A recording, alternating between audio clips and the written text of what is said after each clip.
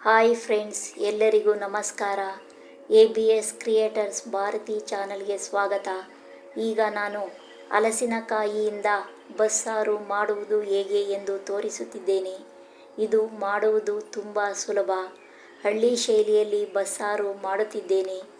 ಮೊದಲಿಗೆ ನಾನು 1/4 kgಯಷ್ಟು ಹುರುಳಿಕಾಳು ತೆಗೆದುಕೊಂಡಿದ್ದೇನೆ. ಇದನ್ನು ನಾನು 1 ದಿನ ಮೊದಲೇ ನೀರಿನಲ್ಲಿ ನೆನೆಸಿದ್ದೇನೆ. ಈಗ ಹುರುಳಿಕಾಳು ಚೆನ್ನಾಗಿ ನೆಂದಿದೆ. 1 ಹಲಸಿನಕಾಯಿಯ ತಿರುಳನ್ನು ನಾನು ಈ ರೀತಿ ಹೆಚ್ಚಿಕೊಂಡಿದ್ದೇನೆ.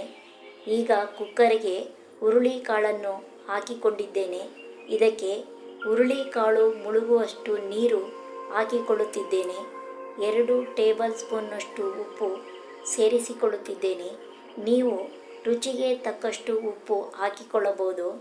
ನಂತರ ಹೆಚ್ಚಿದ ಹಲಸಿನಕಾಯಿ ತಿರುಳನ್ನು ಸೇರಿಸಿಕೊಳ್ಳುತ್ತಿದ್ದೇನೆ.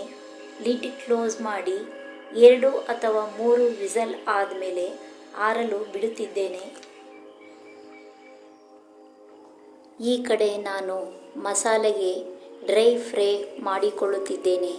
ಪಾನಿಗೆ 1 ಗೆಡ್ಡೆ ಬೆಳ್ಳುಳ್ಳಿ, 1 ದೊಡ್ಡ ಕಟ್ ಮಾಡಿದ ಈರುಳ್ಳಿ ಹಾಕಿಕೊಳ್ಳುತ್ತಿದ್ದೇನೆ. ಇದು ಕಂದು ಬಣ್ಣ ಬರೋವರೆಗೂ ಫ್ರೈ ಮಾಡಿಕೊಳ್ಳುತ್ತಿದ್ದೇನೆ. ಇದನ್ನು ಒಂದು ಪ್ಲೇಟಿಗೆ ಎತ್ತಿ ಇಟ್ಟುಕೊಳ್ಳುತ್ತಿದ್ದೇನೆ. ಇದೇ ಪಾನಿಗೆ 12 ರಿಂದ 15 ಮೆಣಸು, 1 ಟೇಬಲ್ ಸ್ಪೂನ್ ಜೀರಿಗೆ ಹಾಕಿ ಸ್ವಲ್ಪ ಬಿಸಿ ಮಾಡಿಕೊಳ್ಳುತ್ತಿದ್ದೇನೆ. ಜೀರಿಗೆ ಮತ್ತು ಬೆಳ್ಳುಳ್ಳಿ ಬಸ್ಸಾರಿಗೆ ಒಂದು ಒಳ್ಳೆ ಫ್ಲೇವರ್ ಕೊಡುತ್ತದೆ.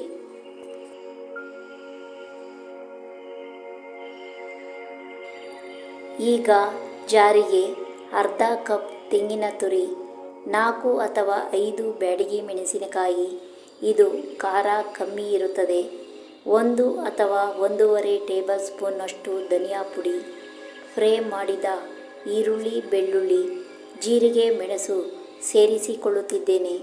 ಇದಕ್ಕೆ ಅರ್ಧ ಲೋಟ ನೀರು ಹಾಕಿ ರುಬ್ಬಿಕೊಳ್ಳುತ್ತಿದ್ದೇನೆ. ಈಗ ರುಬ್ಬಿದಾಗಿದೆ. ಇದನ್ನು ಒಗ್ಗರಣೆ ಮಾಡಿಕೊಳ್ಳೋಣ.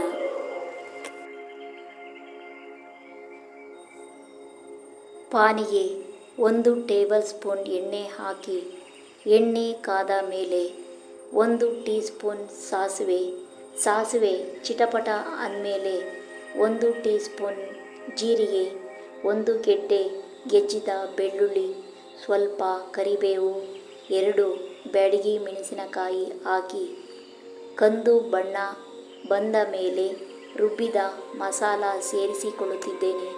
ಇದನ್ನು ಎಣ್ಣೆಯಲ್ಲಿ ಸ್ವಲ್ಪ ಫ್ರೈ ಮಾಡಿ ಜಾರಿಗೆ 1 ಲೋಟ ನೀರು ಹಾಕಿ ತೊಳೆದು ಸೇರಿಸಿಕೊಳ್ಳುತ್ತಿದ್ದೇನೆ.